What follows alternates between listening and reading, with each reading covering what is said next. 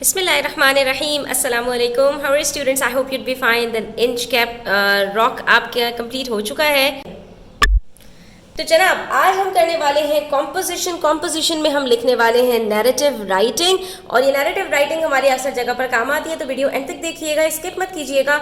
Step by step इसके अंदर हम सारे पॉइंट्स को कवर करेंगे कि एक अच्छी और ज़बरदस्त नैरेटिव राइटिंग आप किस तरह से लिख सकते हैं। ठीक है, तो स्टूडेंट्स हम स्टार्ट करते हैं अपनी वीडियो को।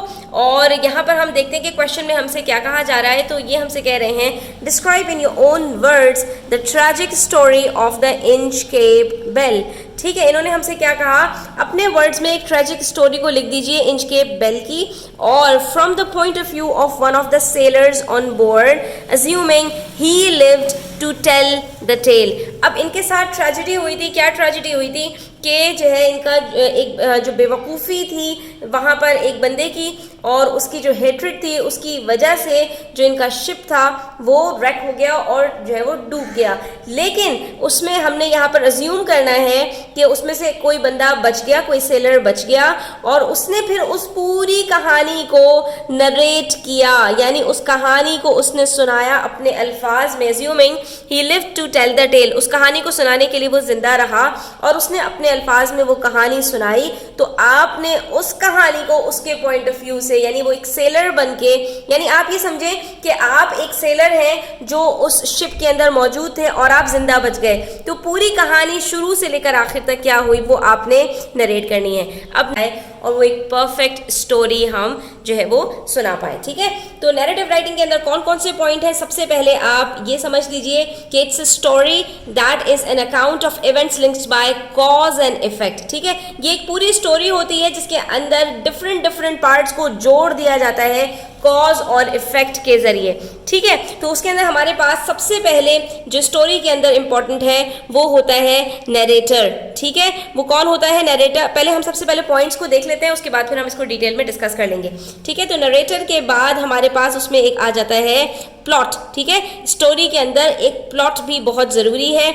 उसके बाद स्टोरी के अंदर कुछ लोग होते हैं, कुछ कैरेक्टर्स होते हैं हमारे पास, और एक ज़बरदस्त सी सेटिंग होती है। ठीक है, तो ये 4 एलिमेंट्स हैं नैरेटिव राइटिंग के जो कि आपको पता होना बहुत ज़रूरी है। ठीक है, अब स्टार्ट करते हैं। हम सबसे पहले बात कर लेते हैं नैरेटर की। तो ये नैरेटर क्या होता है, ही इज़ अ पर्सन और she is a person telling the story. ठीक है, नरेट कर रहा होता है, कहानी सुना रहा होता है। If the narrator is a character in the story recounting the events from his or her point of view, the narrative is in the first person. क्या मतलब हुआ इस बात का कि अगर हमारे पास जो नरेटर है वो कहानी अपनी सुना रहा है, तो जो हमारी स्टोरी होगी वो फर्स्ट पर्सन में होगी। जैसे my master is the most fearsome pirate sailing the 7 seas. तो इसके अंदर ये जो माई मास्टर का वर्ड है ना, ये हमें बता रहा है कि ये कहानी जो सुना रहा है वो बंदा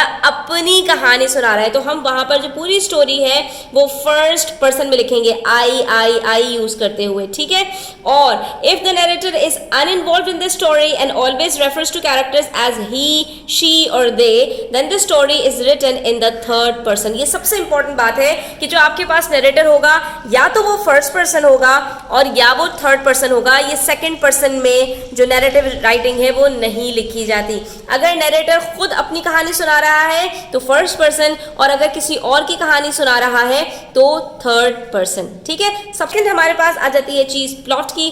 तो ये आप याद रखें, you shouldn't be losing the plot, you have to have a plot in your story. And what is a plot? The plot is what turns a list of events into a story. All the events happen for a reason and are caused by the actions and decisions of the characters. ठीक है, तो अब ये बात भी आपको पता होनी चाहिए कि हमारे पास जो प्लॉट होता है उसके अंदर हम कर क्या रहे होते हैं कि अलग अलग इवेंट्स को उठाते हैं, उन सबको एक जो है वो जैसे आप कहें तस्बीह बनाई जाती है तो दाने को दाने से पिरोया जाता है ना। ठीक है, तो इसी तरह से सारे इवेंट्स को एक दूसरे के साथ कनेक्ट किया जाता है उसको एक ज़बरदस्ती स्टोरी बनाने के लिए। जैसे कि अगर आप देखें कोई प्ले या ड्रामा वगैरह, तो उसके अंदर क्या होता है, एक जगह पर कुछ हो रहा है, दूसरी जगह पर कुछ हो रहा है, तीसरी जगह पर कुछ हो रहा है, लेकिन उन सारी चीज़ों को आपस में कनेक्ट किया जाता है। तो ये जो कनेक्शन है इवेंट्स के बीच में, यही आपका प्लॉट कहलाता है। अब प्लॉट के हमारे पास तीन पार्ट्स होते हैं हमारे पास। A good plot needs to have a clear beginning, middle, usually the main part of the action, and the end. ठीक है, तो हमारे पास जो बिगिनिंग होती है उसकी it introduces the main characters and the situation that they are in. One classic plot line starts with the main character facing a problem. जो सबसे जबरदस्त आपका प्लॉट होता है जिससे आप अपनी कहानी को स्टार्ट कर रहे होते हैं, तो उसके अंदर आप किसी ना किसी प्रॉब्लम की तरफ इशारा कर रहे होते हैं जो आपका मेन कैरेक्टर फेस कर रहा होता है। यानी कि जो आपकी जबरदस्त कहानी आपकी शुरू ही जबरदस्त तरीके से होती है, जिसके अंदर इंटरेस्ट जो है वो बिल्ड हो जाता है जो आपकी कहानी सुनने वाला होता है। तो वहां पर हम क्या कर रहे होते हैं कि हम जो है वो जो प्रॉब्लम है उससे अपनी कहानी को स्टार्ट करें। उसके बाद मिडिल में, the middle of the plot often shows the character trying to overcome the problem और द मेन इवेंट और turning point in the plot usually happens in the middle of the story. तो यहाँ पर हमारे पास आ जाता है climax. जो हमारी स्टोरी है वो बिल्कुल पीक पर चली जाती है और वहां पर जो हमारा हीरो होता है या जो भी हीरोइन होती है, जो मेन कैरेक्टर होता है, वो उस प्रॉब्लम को सॉल्व करने की जो है वो कोशिश कर रहा होता है। ठीक है, और वहां पर चीजें या तो बहुत ज्यादा बिखरी हुई हो जाती हैं या एक जो है ना बड़ी ही टर्निंग जो है सिचुएशन आ जाती है, एक सस्पेंस की सिचुएशन क्रिएट हो जाती है कि अब आगे क्या होगा, क्या ये जो हमारे जो मेन कैरेक्टर है इस प्रॉब्लम से निकल पाएगा या नहीं, और वो किस तरह से कोशिशें कर रहा है। तो ये सारी चीज़ें हम जो है वो मेन प्लॉट के अंदर सारी डिस्कस करते हैं। और फिर जब हम एंड की तरफ जाते हैं स्टोरी के, तो the end brings the story to a resolution. वहाँ पर हमें रेजोल्यूशन मिल जाता है, हल मिल जाता है। The main character may have solved his or her problem, may have, ठीक है, जरूरी नहीं है कि वो सॉल्व कर पाया हो, कभी कभी हमारे पास हैप्पी एंडिंग नहीं भी होती है। Alternatively, a plot twist may introduce an unexpected ending। ठीक है, और जो प्लॉट के अंदर कभी कभी ट्विस्ट आ जाता है, तो जो लोग जो है वो एक्सपेक्ट कर रहे होते हैं कि हमारी एंडिंग ऐसी होगी, उसका बिल्कुल ऑपोजिट हो जाता है। तो वहां पर उसको कहते हैं कि ट्विस्ट एंडिंग है या प्लॉट ट्विस्ट है। ठीक है, और वहां पर आपके पास बिल्कुल अनएक्सपेक्टेड एंडिंग होती है। कभी कभी क्या होता है कि जो आपका हीरो होता है उसको मार दिया जाता है, और जो आपकी पब्लिक होती है, जो व्यूअर्स होते हैं, वो नाराज भी हो जाते हैं अक्सर कि ये क्या कर दिया, लेकिन आपको कोई नहीं पता होता कि आपकी एंडिंग कैसी होगी। तो प्लॉट के अंदर बेसिकली हम जो है वो उसको 3 टुकड़ों में बांट देते हैं, बिगिनिंग, मिडिल और एंड के अंदर। और मैंने आपको बता दिया इसके अंदर हम क्या क्या चीज़ों को डिस्कस करते हैं। उसके बाद बात कर लेते हैं हम कैरेक्टर्स की। तो कैरेक्टर्स के अंदर हमारे पास आ जाते हैं हीरोज और विलन। ठीक है, हीरो हमारे पास क्या होता है, हमारे पास जो मेन कैरेक्टर है, और good story needs to have interesting characters that the reader cares about. Usually there is a main character or hero, there are also villains, ठीक है, who stop the hero from reaching his or her goals and allies who help the hero.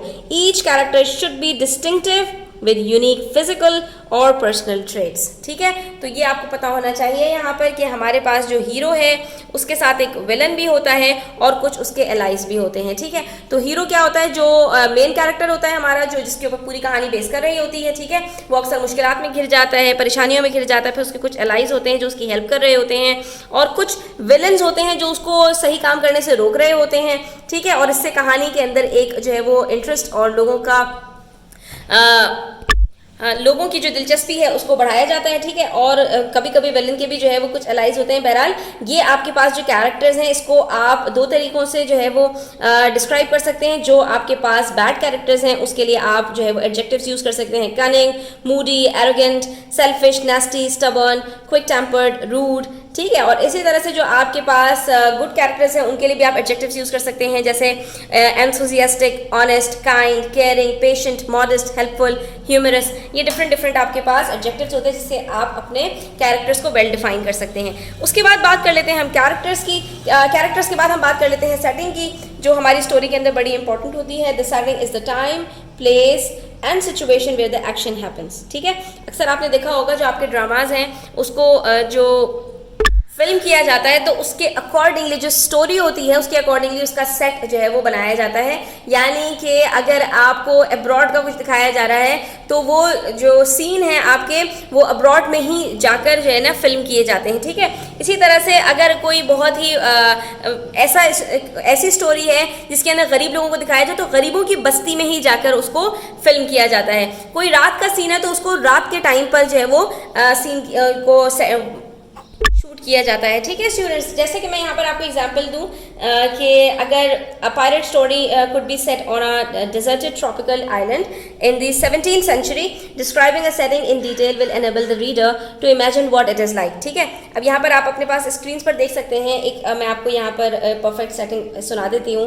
The island was deserted except for the multicolored birds circling overhead. The golden sandy beach was fringed with coconut trees and tropical plants. A ghostly shipwreck in the distance was being pounded against the craggy rocks by crashing waves। तो यहाँ पर जो आपके पास bold में words हैं, deserted, multicolored, circling, golden, fringed, coconut, tropical, ghostly, तो ये सारी चीज़ें किसको डिस्क्राइब कर रही हैं? आपकी परफेक्ट सेटिंग को डिस्क्राइब कर रही हैं। ठीक है, तो the right setting will give the story mood and atmosphere. ठीक है, इससे क्या होता है कि बंदा जो है ना अपने आप को उसी एरिया के अंदर, उसी एरा के अंदर फील कर रहा होता है और वो ये उसको अच्छी तरह से रिलेट कर पाता है अपनी स्टोरी को कि इसके अंदर क्या आगे होने वाला है। Okay, students, one more thing I need to share it with you, that some stories also include dialogue to show conversation between characters, right? Some of the stories. So using dialogue in a story can reveal more about the characters and advance the plot. It should be concise and dramatic. Overly long or pointless pieces of dialogue should be avoided, right? And choosing phrases such as he grumbled, he screamed or he gasped instead of he said also adds more drama। ठीक है, but you should keep in mind that pieces of dialogue need to go in inverted commas, a new speaker's dialogue need to go on a new line, and you should use more interesting words as an alternative to said। ठीक है, तो यहाँ पर इन चीज़ों का आपको ध्यान रखना चाहिए, इससे आपकी जो स्टोरी है उसको 4 चांद लग जाते हैं। Moreover, use a mixture of long and short sentences to build up tension and suspense, and figurative language such as simile, as fast as, a cheetah can enrich the description in a narrative. However, use it sparingly. Too much description can distract the reader from the action। तो ये छोटी छोटी चीज़ें हैं, अगर आप इसका ध्यान रखेंगे तो आपकी जो नैरेटिव राइटिंग है वो आउट क्लास हो जाएगी। ठीक है, आपने लॉन्ग और शॉर्ट सेंटेंसेस भी रखने हैं, कुछ छोटे कुछ बड़े, और कुछ फिगरेटिव लैंग्वेज भी यूज़ करनी है, जैसे सिमिलीज हैं, मेटाफर्स हैं, पर्सोनिफिकेशन है। इससे आपकी जो नैरेटिव राइटिंग है बड़ी ज़बरदस्त हो जाती है, लेकिन इसके अंदर बहुत ज़्यादा डिस्क्रिप्शन भी नहीं होना चाहिए। इससे जो मुद्दा है यानी कि जो मेन पॉइंट है उससे आपका जो स्टोरी रीडर है वो दूर हट जाएगा। ठीक है, तो आपने अपने पॉइंट पर रहना है, टू द पॉइंट बात करनी है, उसको इंटरेस्टिंग भी रखना है और इन सब चीज़ों का ध्यान रखना है, तो इट वुड बी सुपर्ब।